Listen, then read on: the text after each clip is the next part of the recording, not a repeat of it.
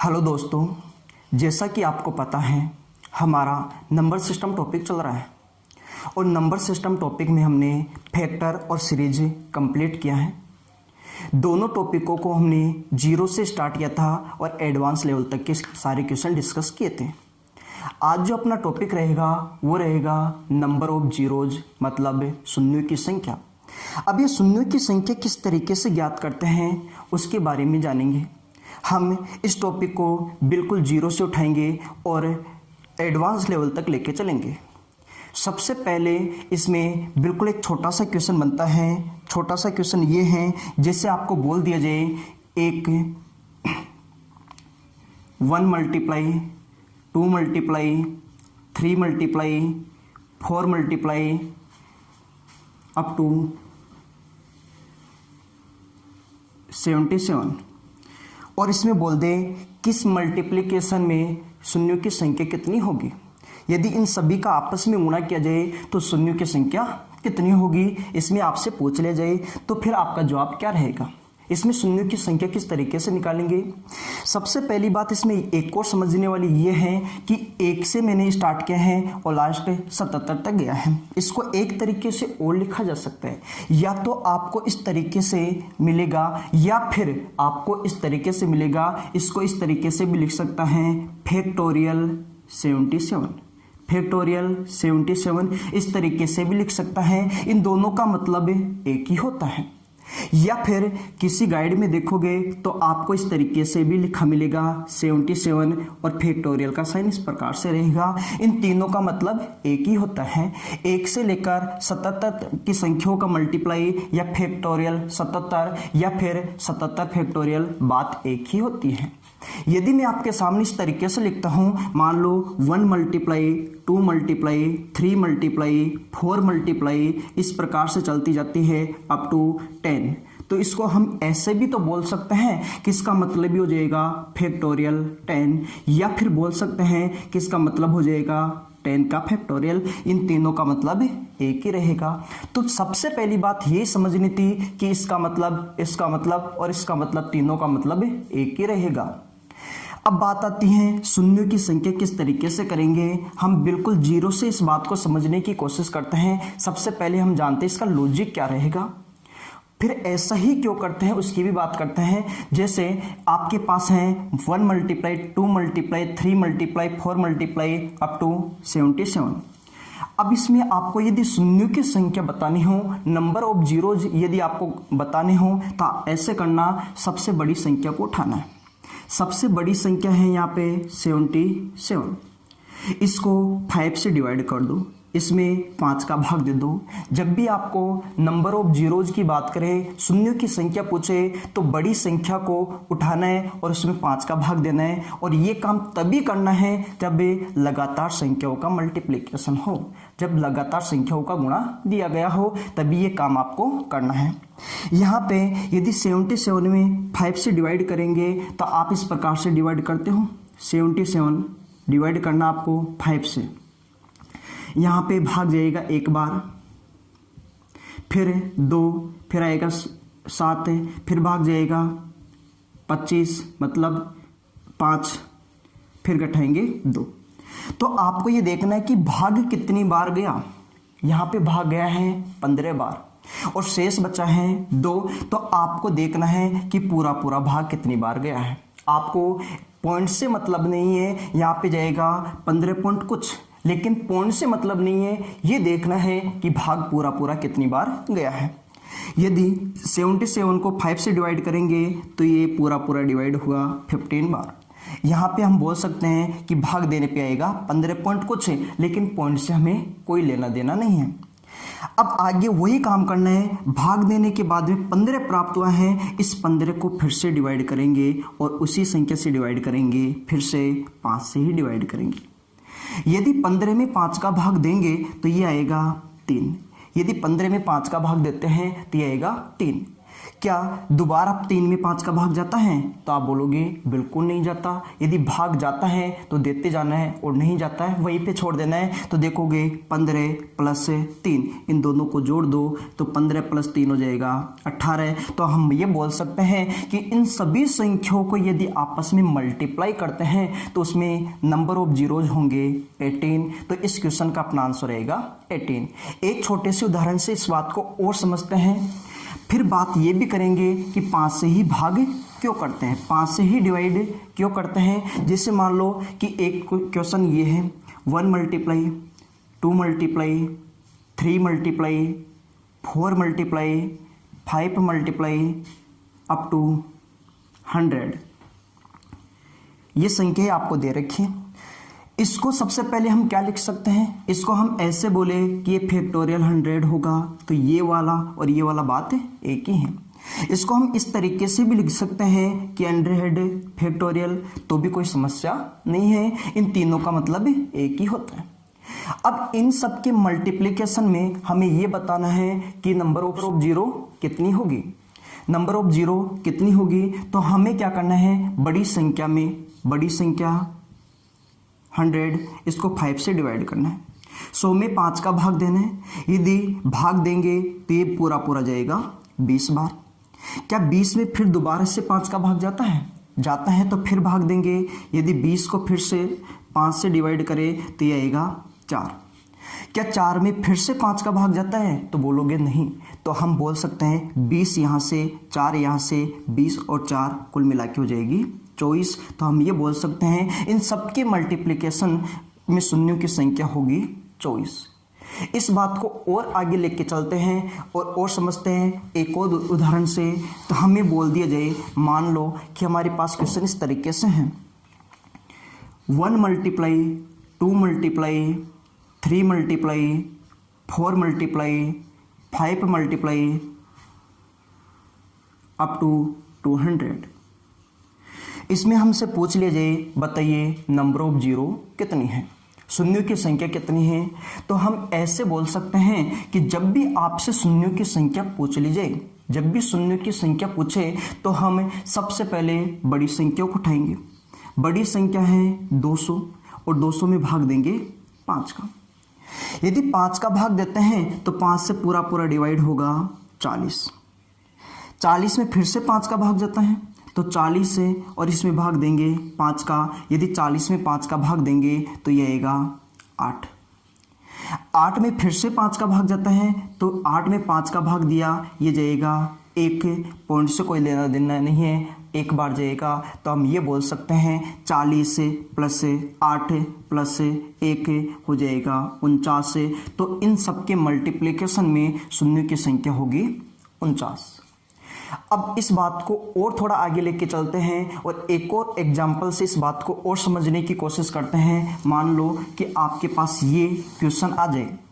Question है माना कि 1 multiply 2 multiply 3 multiply 4 multiply up to 1000। ये क्वेश्चन आपको दे दिया और इसमें आपसे पूछ लिया, बताइए नंबर ऑफ जीरो कितनी है, शून्यों की संख्या कितनी है। तो आप इस तरीके से बोलोगे इसको कि सबसे बड़ी संख्या है 1000। इसमें आपको सबसे पहले भाग देना है 5 का। यदि इसमें 5 का भाग दोगे तो ये आएगा 200। फिर 200 में 5 का भाग जाता है, तो 200 में फिर से 5 का भाग दोगे, 200 में 5 का भाग दिया जाएगा 40। फिर 40 में 5 का भाग जाता है, तो 40 में फिर से 5 का भाग दे दो, 40 में 5 का भाग दिया जाएगा 8। 8 में फिर से 5 का भाग जाता है, तो 8 में 5 का भाग दिया आएगा 1। अब 1 में 5 का भाग नहीं जाता है। इन सबको ऐड कर दो तो ये होगा 240 से 8 और 1 कुल मिला के हो जाएगा 249। तो हम ये बोल सकते हैं इन सभी संख्याओं के मल्टीप्लिकेशन में जो नंबर ऑफ शून्य होगी 249। अब बात हमें ये समझनी है कि हम 5 से ही डिवाइड क्यों करते हैं, हम 5 का भागी क्यों देते हैं। जैसे एक छोटी सी संख्या में लेता हूँ, मान लो कि संख्या है, माना कि संख्या आपको दे रखी है 17। यदि इसके आगे मेरे को यदि जीरो लगाना है तो इसके आगे जीरो लगाने का मतलब है यदि इसको मैं 10 से गुणा करूंगा, यदि इसको मैं 10 से गुणा करूंगा तो ये बन जाएगा 170, मतलब इसके आगे एक लगेगी जीरो। यदि एक जीरो लगाना है तो एक बार 10 से गुणा करो, यदि 2 जीरो लगानी है तो 2 बार 10 से गुणा कर दो, यदि 3 जीरो लगानी है तो 3 बार 10 से गुणा कर दो। यदि आपको जीरो लगानी है, यदि जीरो लगानी है तो आपको 10 से मल्टीप्लाई करना पड़ेगा, तभी जीरो आ सकती है, अन्यथा जीरो नहीं आएगी। अब मैंने 10 से मल्टीप्लाई किया है, एक बार 10 का मतलब है 1 जीरो, 2 बार 10 का मतलब है 2 जीरो, 3 बार 10 का मतलब 3 जीरो, 10 बार 10 से मल्टीप्लाई करने का मतलब 10 जीरो होगी। अब आप ध्यान से देखोगे तो 10 का मतलब क्या होता है, इस 10 का मतलब हो जाएगा, इसको हम ऐसे भी तो लिख सकते हैं 2 गुणा 5, इसको हम ये लिख सकते हैं 2 का मल्टीप्लाई 5 से करो तो 10 बनता है। तो हम यहाँ पे ये बोलेंगे कि 2 मल्टीप्लाई 5, इस 10 का मतलब ये होगा। यहाँ पे हम ये बोलेंगे इस 10 का मतलब ये होगा 2 मल्टीप्लाई 5, इस 10 का मतलब ये होगा 2 मल्टीप्लाई 5।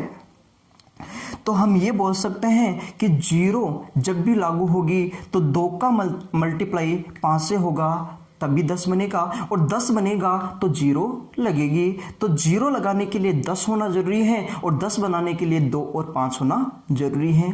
तो हम ये बोल सकते हैं कि 2 और 5 के जितने जोड़े बनते हैं, 2 और 5 के जितने पैर बनते हैं उतने ही शून्य आते हैं।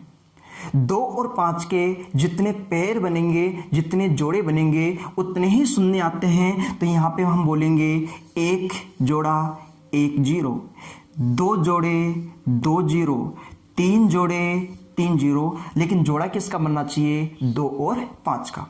जैसे एक छोटे से उदाहरण से मैं आपको ये बोल दूं कि मान लो आपके सामने है 2 multiply 5 multiply 2 multiply 7 multiply 3 multiply 5 multiply 2। यदि ये आपको बोल दिया जाए, एक एग्जाम्पल से इस बात को समझते हैं, आपको ये बोल दिया जाए कि इसमें बताइए इन सब का मल्टीप्लाई करेंगे तो शून्य कितनी प्राप्त होगी, इसमें जीरो कितनी प्राप्त होगी, तो आप इस प्रकार से बोलेंगे जीरो तभी प्राप्त होती हैं जब 10 बनता हो, और 10 का मतलब है 2 और 5 बनते हो, और 2 और 5 के जितने पैर बनेंगे, जितने जोड़े बनेंगे उतने ही शून्य प्राप्त होगी। तो यहाँ पे देखेंगे 2 और 5 का एक जोड़ा तो ये है, 2 और 5 का एक जोड़ा ये है, 2 और 5 के केवल 2 ही जोड़े पॉसिबल हैं, 2 ही जोड़े पॉसिबल है, इसका मतलब शून्य कितनी प्राप्त होगी, इसमें 2 ही होगी। एक एग्जाम्पल से इस बात को और समझते हैं। मान लो कि आपके सामने ये है कि आ गया 3 multiply 2 multiply 7 multiply 5 multiply 2 multiply 5 multiply 3 multiply 5, ये आपके सामने आ गया, और इसमें आपसे पूछ लिया बताइए इसके मल्टीप्लिकेशन में कितनी शून्य आएगी, इसमें कितनी जीरो होगी। तो आप इस प्रकार से बोलेंगे कि जीरो एक ही कंडीशन में प्राप्त होगी, जितने 2 और 5 के जोड़े बनेंगे उतनी ही शून्य प्राप्त होती हैं।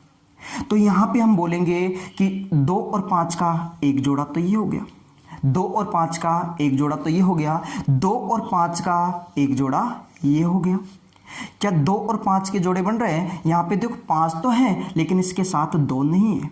यहाँ पे भी देखो कि 2 तो था लेकिन फिर इसके साथ 5 नहीं है। तो इस बात को इस तरीके से भी हम और बोल सकते हैं कि यहाँ पे देखोगे 2 आया है 3 बार, इस वाले में 2 आया है 3 बार और 5 आया है 2 बार। तो शून्य कितनी थी? 2 शून्य थी। मतलब 2 और 5 में भी आपको ये देखना है कि 2 और 5 में जो कम बार आएगा उतनी ही शून्य प्राप्त होगी।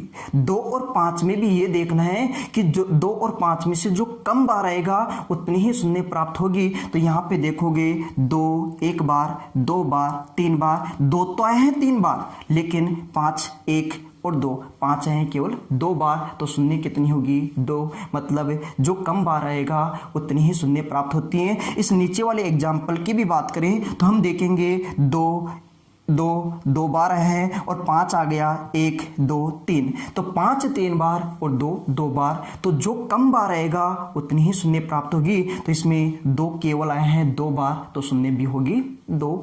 अब इस बात को थोड़ा सा और आगे लेके चलते हैं। जैसे मान लो कि आपके सामने ये कोई संख्या आ गई। मान लो आपके सामने ये है 1 × 2 × 3 × 4 × 5 × 6 × 7 × 8 × 9 और मल्टीप्लाई में 10। अब इसमें आपसे पूछ ली जाए कि बताइए इसमें 0 कितनी होगी, तो इस बात को हम ऐसे बोलेंगे कि 2 और 5 के जितने जोड़े बनेंगे उतनी ही शून्य आएगी। यहाँ पे हम ये बोल सकते हैं, देखो यहाँ पे 5 की बात करें तो 5 एक बार तो यहाँ पे बनेगा, और 5 की बात करें एक बार यहाँ भी 5 बनेगा, एक बार यहाँ भी 5 बनेगा। तो 5 कितनी बार बनेगा? 2 बार, क्योंकि यहाँ पे 5 और इसको लिख सकते हैं 2 × 5। यहाँ पे एक बार और यहाँ पे 2 बार, तो 5 आया है 2 बार। 5 की बात करें तो 5 आया है 2 बार, 5 आया है 2 बार। इसी प्रकार अब बात हमें करनी है 2 की, तो 2 की बात करें तो 2 इसमें भी आएगा, 2 इसमें भी आएगा, 2 इसमें भी आएगा, 2 इसमें भी आएगा और 2 इसमें भी आएगा। तो 2 तो बहुत बार आ रहा है, लेकिन 5 केवल कितनी बार आए हैं? 2 बार। 2 तो इसमें बहुत बार आएगा, लेकिन 5 कितनी बार आए हैं? 2 बार। तो जब भी लगातार संख्याओं का मल्टीप्लिकेशन आपको दे रखा होता है, जब भी लगातार संख्याओं का मल्टीप्लिकेशन आपको दे रखा होता है, तो उस टाइम हम केवल और केवल किसको काउंट करते हैं? 5 को। ये देखते हैं कि 5 कितनी बार आता है। जितनी बार 5 आता है उतनी ही शून्य होगी, क्योंकि लगातार संख्याओं के गुणा में 2 तो बहुत बार आएगा, 2 तो हर सम संख्या के साथ में आएगा, लेकिन 5 केवल और केवल कुछ लिमिटेड जगह पे आएगा, केवल 5 के फाड़े में आएगा और नहीं आएगा। तो इसलिए हम क्या करते हैं कि जब भी लगातार संख्याओं का मल्टीप्लिकेशन दिया होता है तो उसमें केवल काउंट किसको करते हैं? 5 को। और जितनी बार 5 होगा उतनी ही शून्य प्राप्त होती है। इसलिए हम क्या करते हैं कि जब भी लगातार संख्या होती है और उसका गुणा दिया होता है तो उसमें शून्य की संख्या 5 का भाग देके ज्ञात करते हैं। अब इससे रिलेटेड हम बहुत सारे क्वेश्चन करेंगे, तो इस बात को हम समझ चुके हैं कि जब भी शून्य की संख्या ज्ञात करते हैं, जब भी लगातार संख्याओं में शून्य की संख्या ज्ञात करते हैं तो 5 का भाग देते हैं। जैसे एक एग्जाम्पल से इस बात को और अच्छे से क्लियर करने की कोशिश करते हैं। मान लो कि आपको दे रखा है 1 × 2 × 3 × 4 × अप टू 500, ये आपको दे रखा। अब इनके मल्टीप्लिकेशन में आपको पूछेगा शून्यों की संख्या, बताइए कितनी शून्य है, कितनी 0 है। तो अभी हमने देखा कि जब भी लगातार संख्याएं दी होती हैं और उसमें शून्यों की संख्या ज्ञात करनी हो तो बड़ी संख्या में 5 का भाग दे दो, और 5 का भाग ही क्यों देते हैं इस बात को भी हमने समझ लिया। तो आपको क्या करना है, इसमें 5 का भाग देना है। तो 500 में 5 का भाग दिया, 500 को 5 से डिवाइड करेंगे तो ये आएगा 100। फिर 100 में भी 5 का भाग जाता है, यदि 100 में 5 का भाग देंगे तो ये आएगा 20। यदि 20 को फिर से 5 से डिवाइड करते हैं तो ये आएगा 4। अब 4 में 5 से डिवाइड नहीं होता है, तो हम सीधा क्या करेंगे, इन सबको ऐड कर देंगे। तो ये होगा 100, 20, 120 और 4 हो जाएगा 124। मतलब बोल सकते हैं इन सभी संख्याओं के मल्टीप्लिकेशन में यदि नंबर ऑफ शून्य की बात करें तो ये होगी 124। अब इतनी बात तो हमने समझ ली हैं कि जब भी लगातार संख्याओं की बात करते हैं तो लगातार संख्याओं में शून्यों की संख्या ज्ञात करने के लिए सबसे बड़ी संख्या में 5 से भाग देते हैं, और 5 से भाग ही क्यों देते हैं इस बात को भी हमने समझ। अब इस बात को थोड़े और अच्छे लेवल तक लेके चलते हैं। जैसे मान लो कि आपके सामने एक क्वेश्चन इस प्रकार से आ गया। क्वेश्चन है 2 × 4 × 6 × 8 × 10 × अप टू 100। माना कि ये क्वेश्चन आपके सामने है, तो इस क्वेश्चन में आपसे पूछ लिया जाए बताइए शून्यों की संख्या कितनी होगी। अब बहुत सारे लोग इसमें ये बोलेंगे कि ये सम संख्या है, बहुत सारे लोग ये बोलेंगे कि ये 2 के फाड़े में आने वाली संख्या है। इस प्रकार से बहुत अलग अलग इसके मत मिलेंगे। तो सबसे पहले मैं ये बात करूं कि इसमें शून्यों की संख्या कितनी होगी, उससे पहले मैं बता देता हूं इसको डिटेल से करें तो कैसे करें, इसको फिर लॉजिकली तरीके से करेंगे तो किस तरीके से करेंगे। यहाँ पे हम बात करें तो यहाँ पे है 2। इस 2 का मतलब क्या होता है? इस 2 का मतलब यहाँ पे हम ऐसे बोल दे कि 2 गुणा 1, ऐसे बोला जा सकता है। इसी प्रकार फिर आ गया 4 का मतलब है 2 मल्टीप्लाई 2। फिर आ गया 6 से, इसका मतलब है 2 मल्टीप्लाई 3। फिर आ गया 8, इसका मतलब है 2 मल्टीप्लाई 4। ऐसे चलते जाएंगे, लास्ट में होगा 100, इसको हम लिख सकते हैं 2 मल्टीप्लाई 50। इस प्रकार से भी तो हम इन संख्याओं को लिख सकते हैं। यहाँ पे इस प्रकार से हम संख्याओं को लिख सकते हैं। तो मैं यहाँ से ये बोलना चाहूँ, देखो यहाँ पे लगातार संख्या बन रही है 1 2 3 4 5 6 7, कहाँ तक जाएगा 50 तक। लेकिन साथ में एक संख्या और बन रही है 2। यहाँ पे संख्या है 2 एक बार, 2 बार, 3 बार, 4 बार, तो 50 के साथ में कितनी बार हो जाएगा? 50 बार हो जाएगा। मतलब 2 टोटल इस सीरीज में कितनी बार बनेगा? तो आप बोलोगे 50 बार।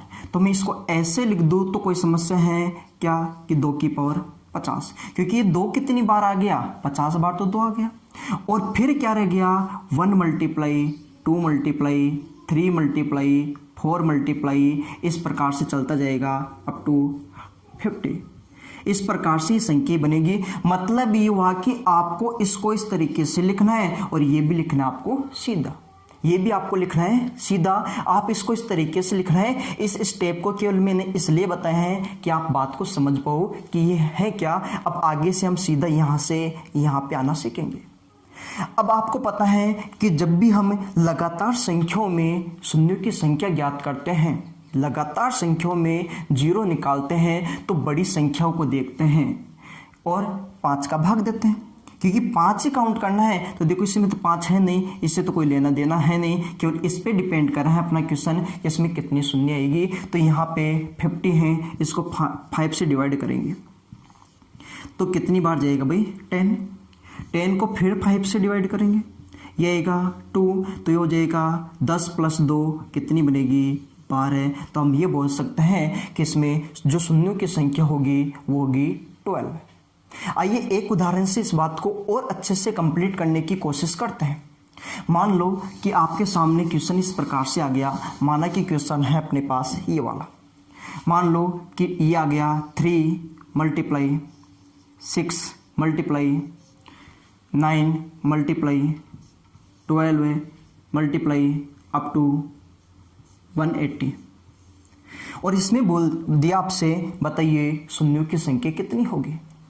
तो फिर से आप वही बात बोलोगे कि लिखने को तो लिख सकते हैं, इसको लिखेंगे 3 मल्टीप्लाई 1, इसको लिखेंगे 3 मल्टीप्लाई 2, 3 मल्टीप्लाई 3, 3 मल्टीप्लाई 4, ऐसे लिखते जाएंगे। लेकिन आपको एक साथ संख्याओं को लिखना भी आना चाहिए। फिर से मैं एक बार लिख के बता देता हूँ इसमें कि हम इसको ऐसे लिखेंगे 3 मल्टीप्लाई 1, 3 मल्टीप्लाई 2, 6 का मतलब ये होगा, 9 का मतलब होगा 3 मल्टीप्लाई 3, 12 का मतलब होगा 3 मल्टीप्लाई 4।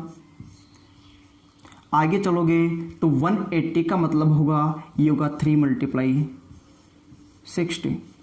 हम इसको इस तरीके से लिख सकते हैं।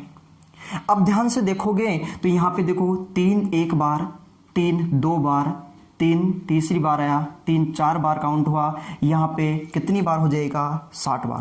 3 कुल मिला के कितनी बार आएगा? 60 बार। तो क्या हम इसको ऐसे बोल सकते हैं कि 3 की पावर 60, और फिर क्या रहेगी? लगातार संख्या 1 multiply 2 multiply 3 multiply 4 multiply up to 60, 1 multiply 2 multiply 3 multiply 4 multiply, इस प्रकार से चलते जाओगे और लास्ट में आएगा 60। इस प्रकार से हम संख्याओं को लिखेंगे। अब हमें पता है कि जब भी लगातार संख्याएं बनती हैं तो लगातार संख्याओं में शून्यों की संख्या ज्ञात करने का मतलब होता है, इसमें ये देखो कि 5 कितनी बार आया, और 5 का मतलब ये होता है कि बड़ी संख्या में 5 का भाग दे दो। हमें 5 काउंट करने हैं, तो इससे तो कोई मतलब है नहीं। यहाँ पे देखोगे तो हम ये बोल सकते हैं कि 60 में 5 से डिवाइड कर दो, तो कितनी बार जाएगा भाई? 12 बार। 12 में फिर से 5 का भाग जाता है, 12 में 5 का भाग देंगे तो ये आएगा 2। अब आपको पता है 12 और 2 कितना हो जाएगा? 14 है। तो हम ये बोल सकते हैं कि इस वाले क्वेश्चन का जो सही आंसर बनेगा वो बनेगा 14। मतलब इसमें जो शून्यों की संख्या होगी वो होगी 14। आइए इस बात को और अच्छे से कंप्लीट करते हैं और एक और एग्जाम्पल से इस बात को समझने की कोशिश करते हैं। माना कि आपके सामने क्वेश्चन इस तरीके से आ गया। मान लो आपके सामने क्वेश्चन इस तरीके से आ गया। क्वेश्चन है 7 मल्टीप्लाई 14 मल्टीप्लाई 21 मल्टीप्लाई 28 मल्टीप्लाई 140। इस प्रकार से कोई क्वेश्चन आ गया और इसमें आपसे शून्यों की संख्या पूछ ली, या यहाँ पे ले लेते हम संख्या चेंज कर लेते थोड़ा सी। मान लो कि यहाँ पे आ गया 280 280। इसमें आपसे पूछ ले कि बताइए शून्यों की संख्या कितनी है। नंबर ऑफ जीरो की बात करें तो कैसे करेंगे? हमें पता है कि जो आपके सामने संख्या लिखी हुई है वो 7 के फाड़े में आती है, वही संख्या है। तो हम यहाँ पे ये बोल सकते हैं कि यहाँ पे 7 की पावर कुछ आएगी। अब मैं सीधा लिखने की कोशिश कर रहा हूँ और आपको भी ऐसे क्वेश्चनों में स्टेप को हटाते हुए सीधा लिखने की कोशिश करनी है। तो मैं लिखूंगा 7 की पावर में कुछ संख्या। अब 7 की पावर में कुछ संख्या लिखूंगा। अब इस पावर में कितनी लगेगी? पहली बात तो वो आपको आनी चाहिए। इस पावर में कितना लगाएंगे वो आना चाहिए। तो देखो 7 मैंने लिया है, 7 में 7 का भाग दिया 1, 7 में 14 में 7 का भाग दिया 2, 21 में 7 का भाग दिया 3, 28 में 7 का भाग दिया 4। तो इसमें 7 का भाग देंगे। इसमें यदि 7 का भाग देंगे, यदि इसमें हम 7 का भाग देते हैं तो कितना आता है? 40। तो हम ये बोलेंगे कि 7 की पावर कितनी होगी? 40। मतलब 7 कितनी बार होगा इसमें? 40 बार। तो ये होगा 7 की पावर 40। और फिर क्या रहेगी? लगातार संख्या। एक भाग देंगे 1 बार, इसमें भाग देंगे 2 बार, यहाँ पे भाग देंगे 3, ऐसे चलती जाएगी 4, ये चलता जाएगा, लास्ट में इसमें भाग दिया तो कितना आएगा? 40। इस प्रकार से हम संख्याओं को लिखते जाएंगे। अब हमें पता है जब भी इस प्रकार की लगातार संख्या होती है, शून्यों की संख्या के लिए केवल 5 को देखा जाता है और किसी को नहीं देखना आपको। तो यहाँ पे देखेंगे 7 से तो कोई मतलब नहीं है। अब इसमें देखो इसमें कितने शून्य हैं? तो 40 में 5 का भाग दे दिए तो आएगा 8। 8 में फिर 5 का भाग जाता है तो ये आएगा 1। तो 8 और 1 कितना हो जाएगा? 9। तो हम ये बोल सकते हैं कि इसमें शून्यों की संख्या जो बनेगी वो बनेगी 9। अब और इस बात को और आगे लेके चलते हैं और ऐसे कुछ क्वेश्चन करते हैं जिनमें डाउट रहता है। ऐसे कुछ क्वेश्चन करेंगे जिनमें डाउट रहता है, ऐसे क्वेश्चन भी हम कर लेंगे। अब ऐसे कुछ क्वेश्चन करेंगे जिनमें थोड़ी बहुत प्रॉब्लम आएगी, तो लेवल को थोड़ा सा और इंक्रीज करते हैं। मान लो कि आपके सामने कुछ क्वेश्चन इस प्रकार से आ गया। माना कि क्वेश्चन है इस प्रकार से आ गया। क्वेश्चन है 10 multiply 20 multiply 30 multiply 40 up to 1000। और इन सभी संख्याओं के मल्टीप्लिकेशन में आपसे पूछ लिया बताइए इसमें जीरो कितने हैं, इसमें शून्यों की संख्या कितनी है।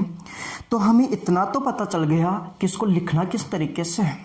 हमें इतना तो पता चल गया कि इसको लिखना किस तरीके से है। हम ये बोलेंगे इन सभी संख्याओं में इसको लिख सकते हैं 10 गुणा 1, ये 10 गुणा 2, ये 10 गुणा 3, ये 10 गुणा 4 और ये 10 गुणा 100। इस प्रकार से हम लिख सकते हैं। तो हम सबसे पहले देखेंगे कि सब में क्या 10 हैं, और सब में 10 हैं तो हम इसको ऐसे बोल दें कि 10 से और 10 की पावर कुछ बनेगी। तो क्या हमने गलत बोला?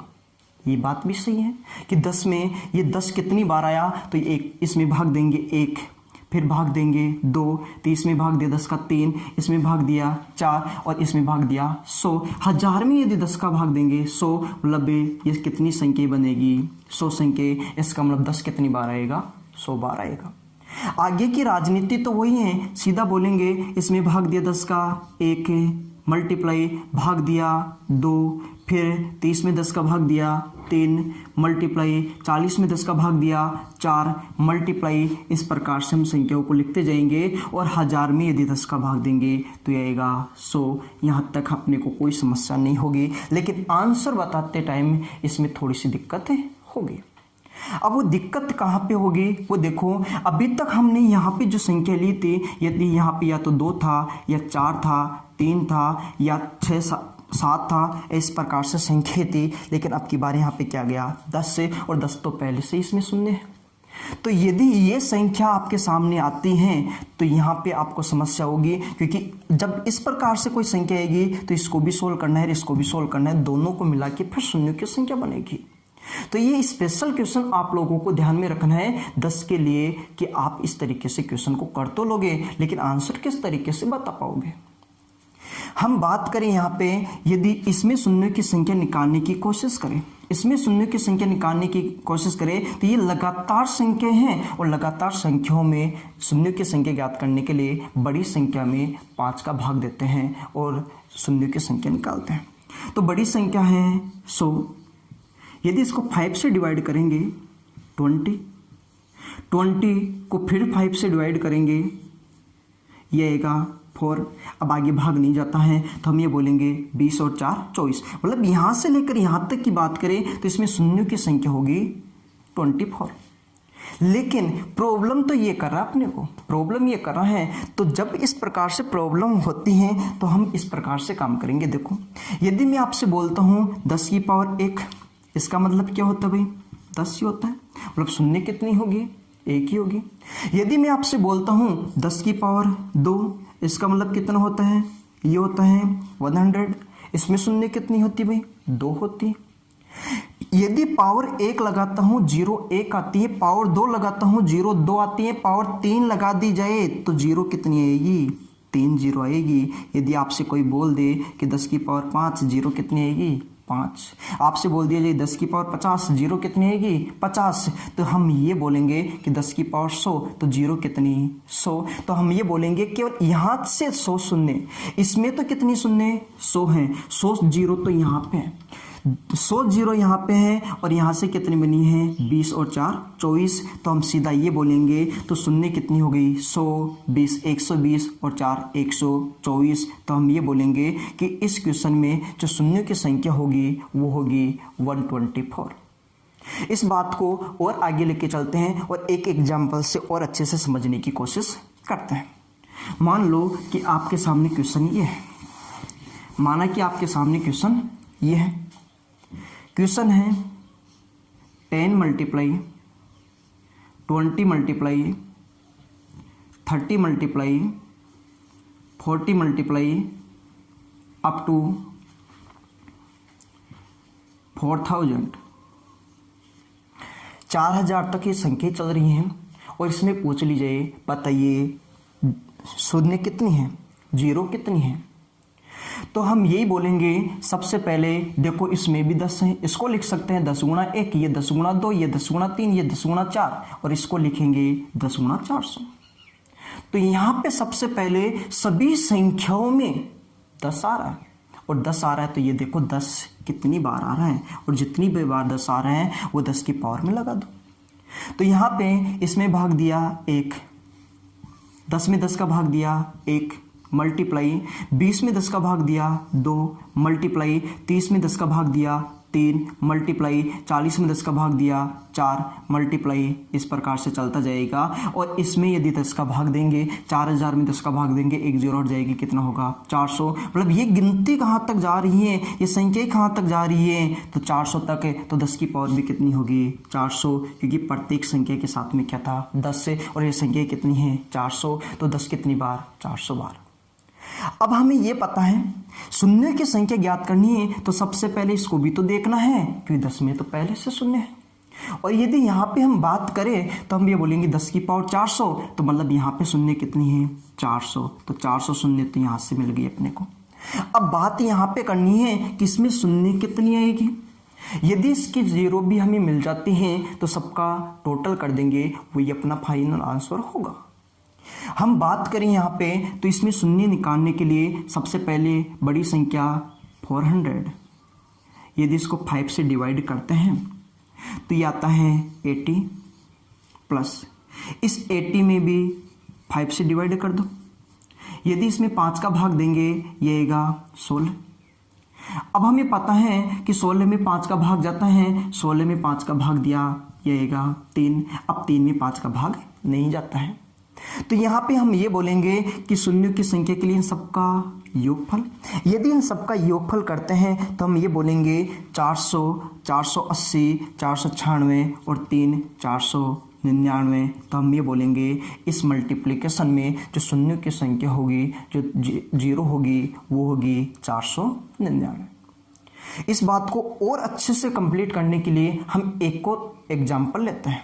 मान लो कि क्वेश्चन इस प्रकार से आ गया। मान लो कि क्वेश्चन ये है, क्वेश्चन है 10 मल्टीप्लाई, या मान लो कि क्वेश्चन ये है 100 मल्टीप्लाई 200 मल्टीप्लाई 300 मल्टीप्लाई 400 मल्टीप्लाई 10,000। और इसमें आपसे पूछ लिया बताइए शून्यों की संख्या कितनी होगी। तो यहाँ पे भी वही बात है, लिखने का तरीका। क्या हम ये बोल सकते हैं कि 100 को लिखते हैं 100 गुणा 1? क्या हम बोल सकते हैं 200 को लिख दे 100 गुणा 2, 300 को लिख दे 100 गुणा 3, 400 को लिख दे 100 गुणा 4, और हम इसी प्रकार 10,000 को लिख दे 100 गुणा 100? क्या हम इस प्रकार से संख्याओं को लिख सकते हैं? क्या लिख सकते हैं?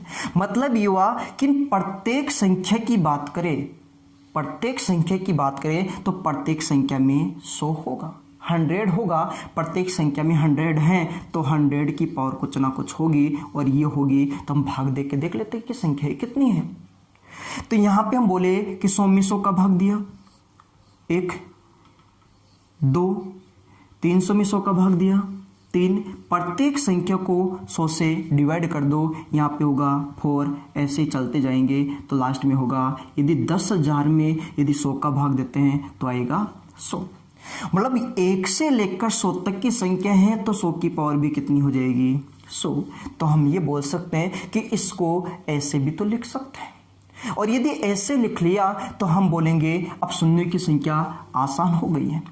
इसमें अलग से शून्य निकालेंगे और इसमें कितनी शून्य होगी वो देखेंगे। तो यहाँ पे प्रॉब्लम ये होगी, ये 10 होता तो कोई समस्या नहीं होती, लेकिन यहाँ पे है 100। क्या हम ऐसे बोल सकते हैं? क्या 100 को हम ऐसे लिख सकते हैं क्या कि ये 100 का मतलब होता है 10 का स्क्वायर?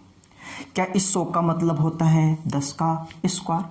और यदि 10 का स्क्वायर है, इसकी पावर कितनी लगा दें हम? 100 लगा दें।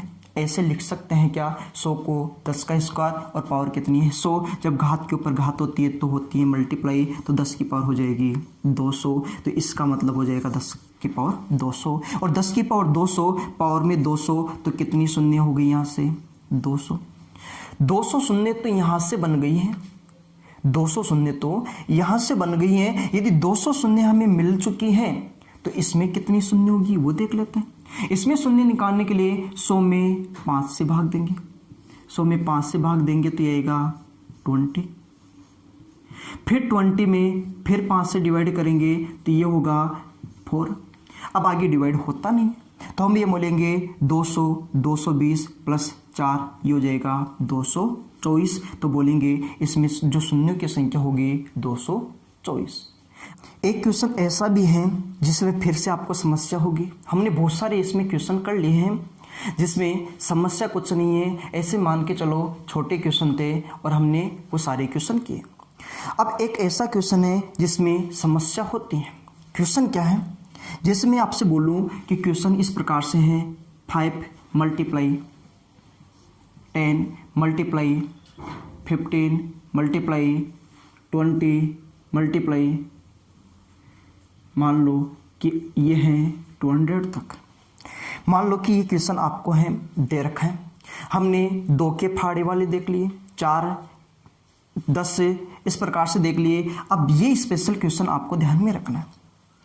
ये एक स्पेशल क्वेश्चन रहेगा, वहाँ पे बहुत सारे लोगों को समस्या होती है और वो समस्या है क्या उस बात की हम चर्चा करेंगे। तो यहाँ पे सबसे पहले क्या 5 को हम लिख सकते हैं 5 गुणा 1, क्या 10 को लिख सकते हैं 5 गुणा 2, क्या 15 को लिख सकते हैं 5 गुणा 3, क्या ऐसे ही काम करते जाए तो क्या 200 को हम लिख सकते हैं 5 गुणा 40।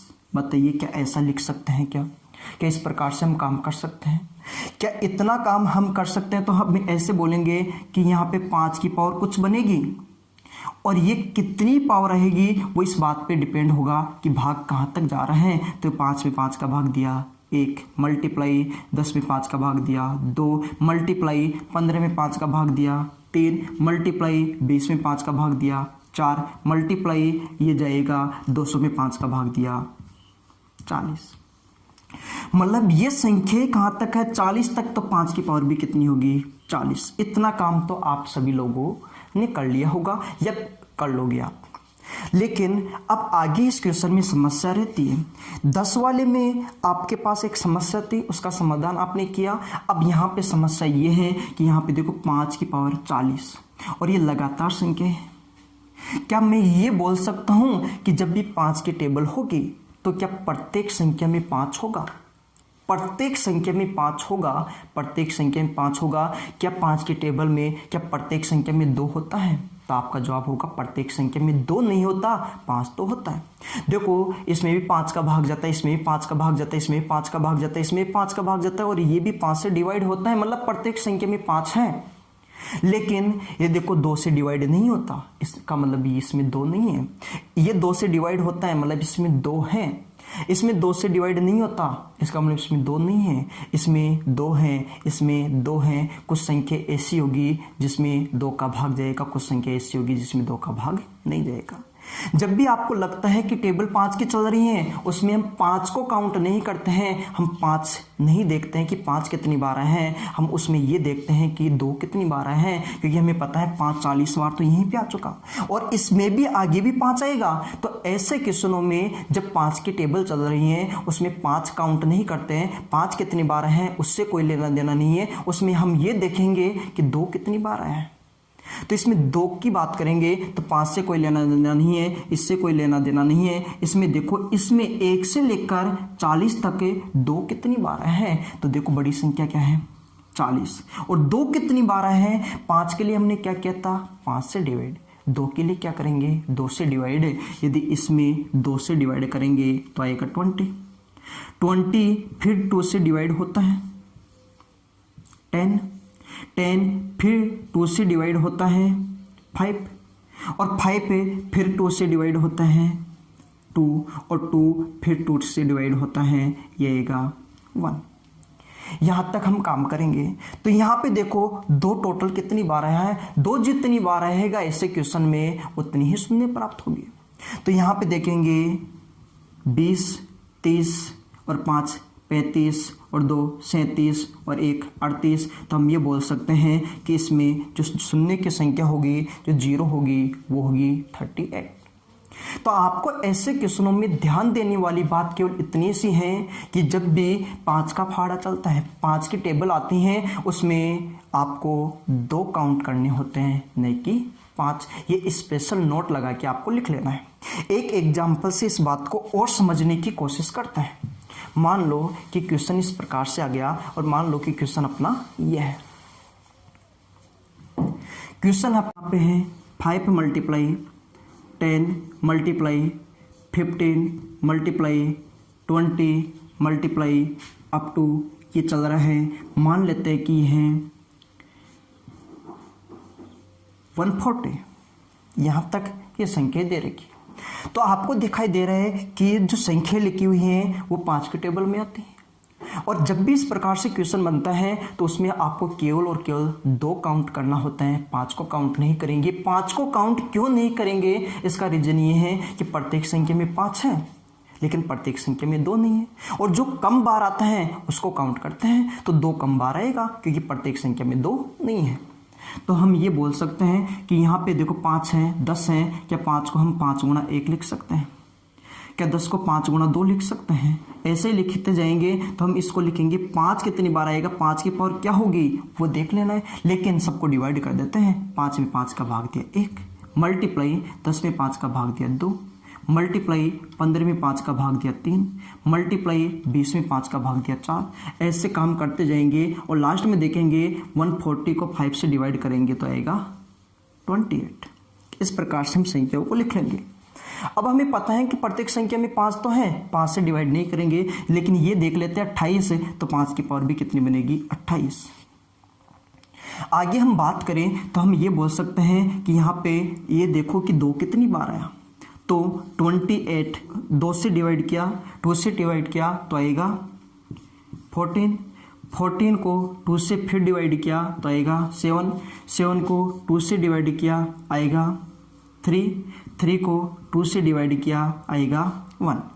यहाँ पे देखो टोटल 2 कितनी बार आया, तो आएगा 14 7 21, 3 24 और 1 25।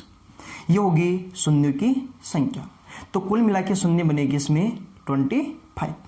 आज हमने जो भी क्वेश्चन किए हैं ये मान के चलो कि ज़्यादा एडवांस क्वेश्चन नहीं थे, बेसिक क्वेश्चन थे जो हर एग्जाम में आपसे पूछे जाते हैं।